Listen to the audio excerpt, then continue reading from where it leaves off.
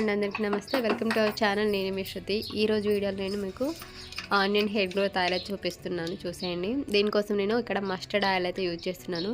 మీరు కావాలి అనుకుంటే కోకోనట్ ఆయిల్ యూజ్ చేసుకోవచ్చు, మీరు యూజ్ చేసి ఏదైనా యూజ్ చేసుకోవచ్చు. నేను మస్టర్డ్ ఆయిల్ యూజ్ చేస్తున్నాను ఇక్కడ. దానికోసం కొన్ని లవంగాలు తీసుకుంటున్నా. సో ఇది ఒక 4-5 టైమ్స్కి అయ్యేంత నూనె ఇది.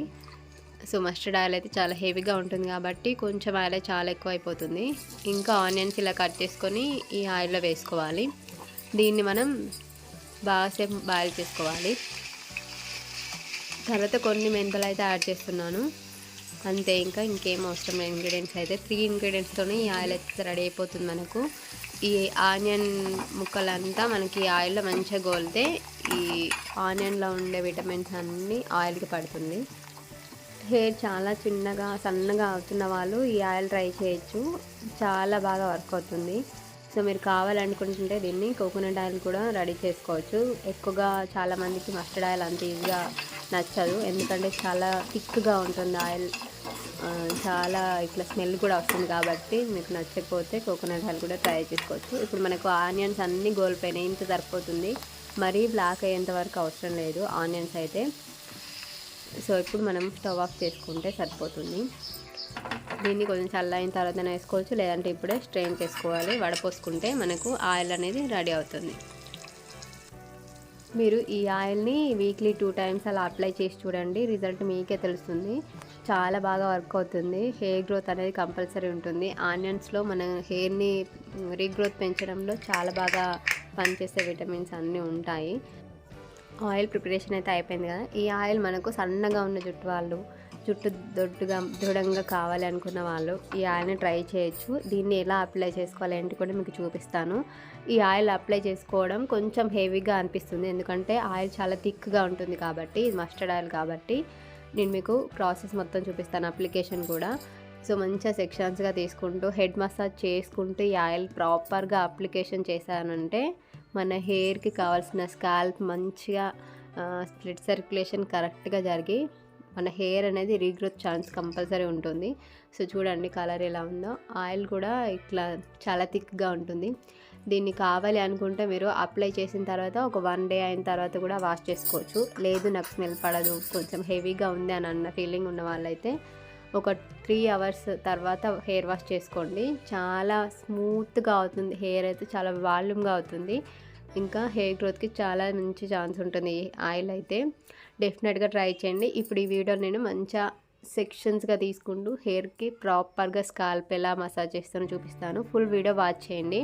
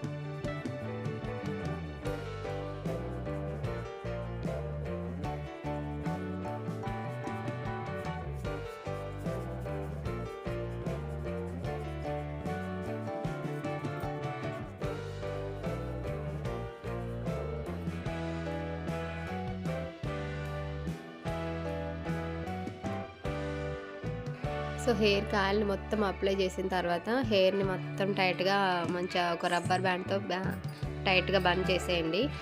ఇలా చేసిన తర్వాత మంచిగా క్లస్టర్‌తో అయినా రబ్బర్‌తో అయినా చేసేయండి. సో దీన్ని ఒక 3, 4 అవర్స్ ఉన్న తర్వాత అయినా హెయిర్ వాష్ చేసుకోవచ్చు. లేదు నేను 1 డే ఉంచుకుంటా అంటే 1 డే తర్వాత అయినా హెయిర్ వాష్ చేసుకోండి. నేనైతే 1 డే తర్వాతనే హెయిర్ వాష్ చేసుకున్నా. నా హెయిర్ అయితే చాలా స్మూత్‌గా అయింది. నెక్స్ట్ ఇంకొక చాలా వాల్యూమ్‌గా అయింది. అంత ఈజీగా ఆయిల్ అయితే 1 టైమ్ హెయిర్ వాష్‌కే వెళ్ళిపోదు. సో కొంచెం టైం తీసుకుంటుంది. ఓన్లీ 1 వాష్‌కే హెయిర్‌కున్న ఆయిల్ అయితే అంతా వెళ్ళిపోదు. 2 టైమ్స్ హెయిర్ వాష్ చేసుకుంటేనే మొత్తం ఆయిల్ వెళ్ళిపోయిన ఫీలింగ్ అయితే మీకు వస్తుంది. అంత థిక్‌గా ఉంటుంది కాబట్టి కొంచెం 2 టైమ్స్ హెయిర్ వాష్ అయితే చేసుకోండి. సో ఇది ఇవాల్టి వీడియో మీకు నచ్చింది అనుకుంటున్నాను. నచ్చితే తప్పకుండా వీడియోని లైక్ చేసి, షేర్ చేసి, కామెంట్ చేయండి. Thank you so much for watching. Don't forget to subscribe our channel. నేను మీ శృతి.